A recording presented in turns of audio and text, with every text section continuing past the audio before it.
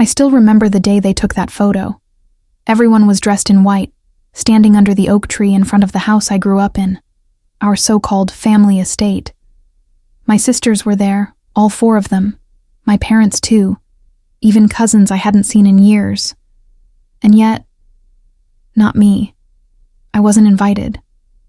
Not a text, not a call, not even a passing mention in the family group chat. I only found out about it when Aunt Delia posted the picture on Facebook with the caption, "Blessed to be surrounded by my perfect family." Perfect. And I was just airbrushed out of their definition of love. At first, I stared at the photo in silence. My heart didn't break. It cracked slowly, like ice under pressure. There I was, erased, forgotten. A ghost to the people who were supposed to love me unconditionally. I'd always known I was different. Too ambitious. Too loud. Too me. While my sisters married doctors and lawyers, I chased dreams. While they built white picket fence lives, I got lost in cities, fell on my face, started over, again and again. Maybe they were embarrassed of me. Maybe I just didn't fit their curated version of success. But let me tell you something. Being excluded doesn't hurt as much as realizing they never saw you in the first place. I was the shadow they cropped out. The one who wouldn't comply, who didn't settle, who had dirt on her knees and ink under her nails. I was the artist, the wanderer, and they didn't know what to do with that. So they cut me out of the frame entirely. That day, something shifted inside me. I didn't cry. I didn't beg. I didn't call anyone asking. Why? I went for a walk instead. And while the wind slapped my face and my hands shook from the cold, I whispered just one sentence under my breath. I'll make them see me. Not with vengeance in my heart, but with truth in my bones. If they wouldn't include me in their picture-perfect world, then I'd build a world of my own and make sure it was too big to ignore. Because sometimes, the ones left out of the photo become the face on the billboard. After the photo, I spiraled, not in public, not with loud tears or broken plates, but in silence. The kind of silence that sinks its teeth into your chest. I kept telling myself I was fine, that I didn't care. But the truth, I started to believe them. That I wasn't worth remembering. That I had nothing to offer. That maybe I really was the failure of the family. The unfinished sentence in a polished paragraph. I couldn't sleep. I couldn't eat. I watched my savings drain like water down a cracked sink. My art, my one escape, felt meaningless. I would stare at the canvas for hours and see nothing. No color, no vision, just white, just emptiness.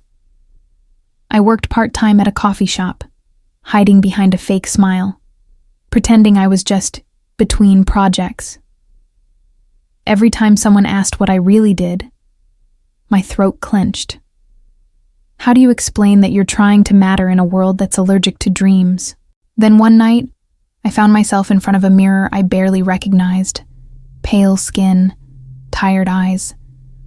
A voice inside me whispered, "This isn't it. This isn't the end." And somehow, I believed it. I didn't have a plan. I didn't have a mentor. I had nothing but bruised hope and a broken heart. But I picked up a paintbrush again. Not to sell. Not to impress. Just to scream on canvas without saying a word. I painted all night. I painted my grief, my rage, my humiliation. I poured every ounce of rejection into those brushstrokes. And when the sun rose and touched the corner of that canvas, something happened. I saw myself again, messy, unpolished, raw, but real. That was the day I stopped trying to fit into their frame and started building my own gallery. It started with one painting, then another, then 10.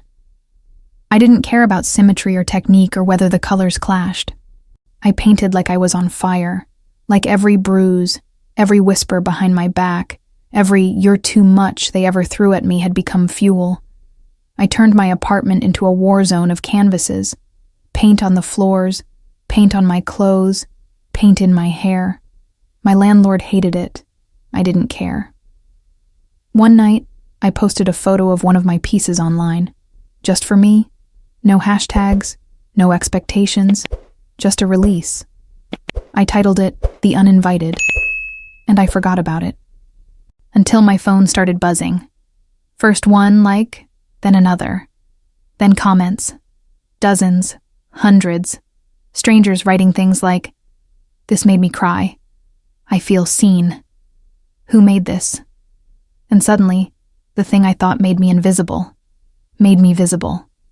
Someone DM'd me. A local gallery owner. She asked to meet. Said my work had a scream buried under the surface. Said she wanted to feature me. Me. The girl cropped out of a family photo. I was terrified. I wanted to run. But something deeper told me. Show up. Not for them. Not for revenge. For me. So I walked into that gallery with paint-stained fingers and trembling hands. And for the first time in my life, someone looked at my art and saw me. The night of the opening, I didn't wear white. I wore red. A deep, violent, defiant red. The color of blood, of fire, of rebirth. I stood in the corner of that gallery, surrounded by my pain turned into paintings, watching strangers cry in front of my past. It was surreal, watching people feel what I had felt alone. I wanted to hide, but I also wanted to scream. Look. I was never nothing. Then I saw her, my youngest sister. She stood at the entrance, heels clicking, eyes scanning the room like she was looking for a bathroom, not me. She didn't recognize me at first.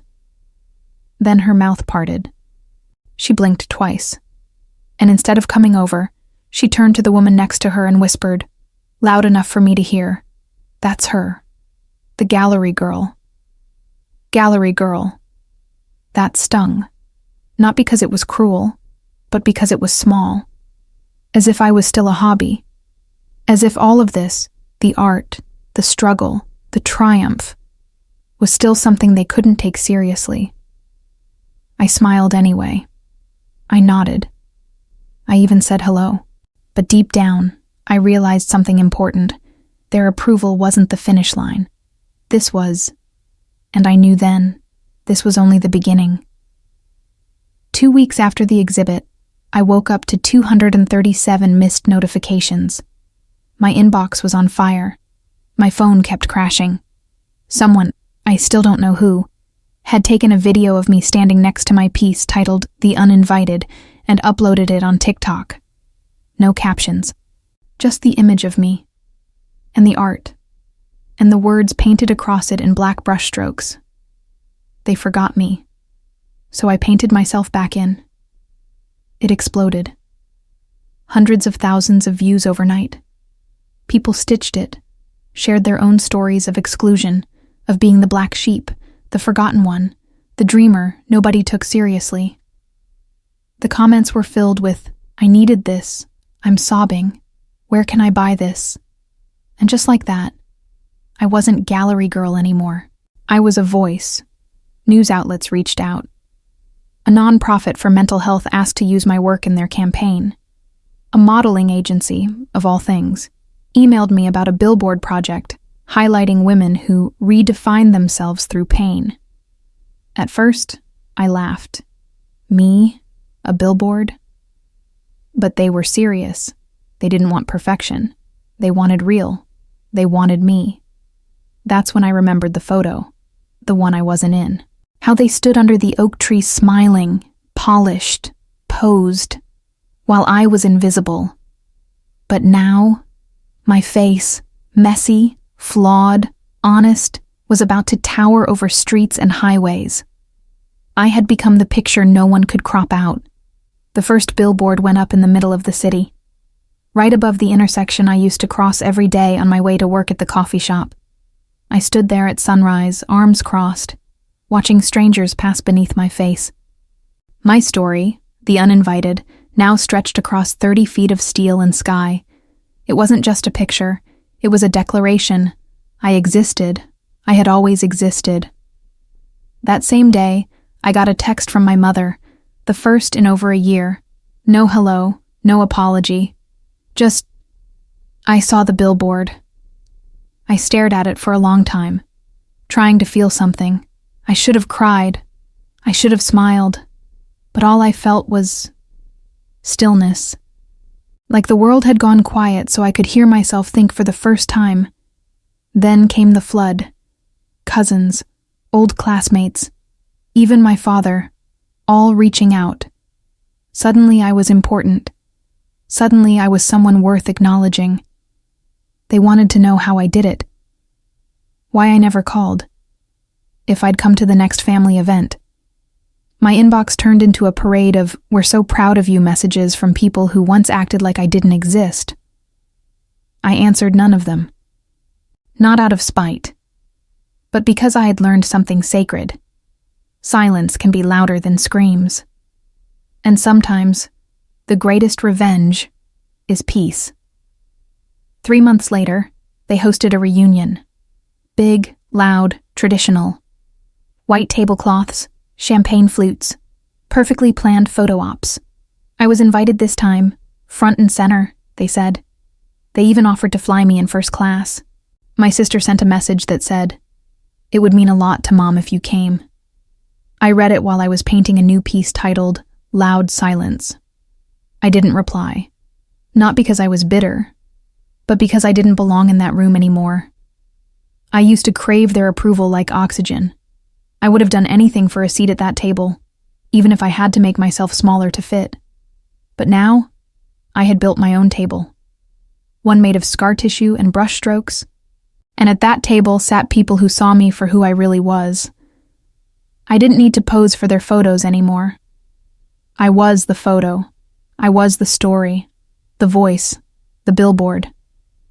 So while they clinked glasses and smiled for a camera they'd probably crop someone else out of later, I was in my studio, barefoot, covered in paint, blasting music and laughing. I was living, fully, honestly, loudly, because being seen on your own terms, that's a kind of freedom they'll never understand. It was a Wednesday when the knock came, sharp, rehearsed. I opened the door and there he was, my father, the man who taught me how to tie my shoes but never once showed up to a gallery. His hair was grayer than I remembered. He stood awkwardly on my porch, holding a photo album, the leather one from the living room shelf, the one I thought they'd thrown away. He didn't say hello. He just looked around my apartment like it was another museum he didn't understand. "I thought I'd visit," he said. I let him in. Not out of warmth, but out of curiosity. He sat, flipping through the album, every page full of memories I wasn't in. And then, halfway through, he took out a folded photograph from his coat pocket. It was the photo, the one under the oak tree. Only this time, someone had scribbled me in with a black pen, a tiny stick figure with long hair and a red dress. It was childish, ridiculous. But when he handed it to me, he said, "It didn't feel right without you." I didn't cry. I didn't yell. I just looked at him and said, "You had the real me all along, and you still chose to erase me." He nodded. Not in defense, in defeat. And then he left. Some doors, when closed, don't need reopening. Some apologies arrive too late to matter. And sometimes, being drawn in after the fact just proves how powerful your absence really was. The first time I saw my face on a Times Square billboard, I didn't smile. I didn't cry. I stood still, arms folded, watching as the light of my own survival flashed 70 feet above a crowd of strangers. It was a photo of me in my studio, paint on my cheeks, hair messy, wearing that same red dress from the gallery night. Below the image, in bold white letters, "The uninvited, One woman's story of becoming unforgettable. It was part of a campaign about reclaiming identity through art. My words, my life. As I watched the crowd pass by, oblivious, busy, loud, I realized the moment I'd been waiting for had already happened. It wasn't the billboard. It wasn't the media coverage or the blue check on my profile. It was back in that apartment, months ago, when I picked up a brush with shaking hands and painted instead of disappearing. I wasn't that girl anymore. I was the woman in the red dress, the one they didn't invite, the one they erased, the one who rose anyway. And now, the world, not just my family, was looking. Sometimes I still get messages from people who knew me before, old friends, ex-coworkers, distant relatives. They say things like, "You've changed," and they're right. I have, but not in the way they think. I didn't become someone else. I became fully myself. No edits, no silence, no shrinking to fit someone else's narrative. I look back at the photo now, and I don't feel pain. I feel power. Because what they meant to use as a symbol of belonging, that curated family portrait, became the exact spark that ignited my becoming. In trying to erase me, they gave me the clearest reason to draw my own outline. Bold, fierce, unapologetic. My life isn't perfect, but it's mine. And it's loud, messy, vivid. I still paint. I still speak.